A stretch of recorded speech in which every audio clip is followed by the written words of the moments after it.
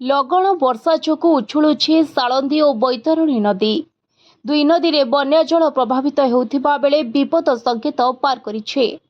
ଫଳରେ ଗାଁମାନଙ୍କରେ ବନ୍ୟା ଜଳ ପଶି ଆସିଛି। ଭଦ୍ରକ ଜିଲ୍ଲାରେ ଏବେ ନାହିଁ ନଥିବା ହନ୍ତସନ୍ତ ହେଉଛନ୍ତି ଲୋକମାନେ। ଶାଳନ୍ଦୀ ଓ ବୈତରଣୀରେ ବନ୍ୟା ଜଳ ପ୍ରଭାବିତ ହେଉଥିବାରୁ ଭଦ୍ରକ ଜିଲ୍ଲାର ଭଣ୍ଡାରୀପୋଖରୀ ବ୍ଲକ, ଧାମନଗର ବ୍ଲକ ଏବଂ ତିହିଡି ବ୍ଲକ ବିଶେଷ ଭାବରେ ପ୍ରଭାବିତ ହୋଇଛି। ପ୍ରଶାସନ ପକ୍ଷରୁ ଲୋକଙ୍କୁ ଉଦ୍ଧାର କରାଯାଇ ସୁରକ୍ଷିତ ସ୍ଥାନକୁ ନିଆଯାଇଛି। ଏଥିସହ ରନ୍ଧା ଖାଦ୍ୟ ଦେବାର ବ୍ୟବସ୍ଥା କରାଯାଇଛି। ଲଗାଣ ବର୍ଷା ଫଳରେ ଚଳିତ ବର୍ଷ ଶାଳନ୍ଦୀ ନଦୀରେ ଏବଂ ଏହାର ଶାଖା ନଦୀ ନାଳିଆ ନଦୀରେ ପ୍ରଥମ ବନ୍ୟା ଆସିଛି। ବିଶେଷ କରି ଏହି ବନ୍ୟା ଶାଳନ୍ଦୀ ତଟବର୍ତ୍ତୀ ଅଞ୍ଚଳର ଲୋକଙ୍କ ଜୀବନ ଜୀବିକାକୁ ଦୁର୍ବିସହ କରିଦେଇଛି।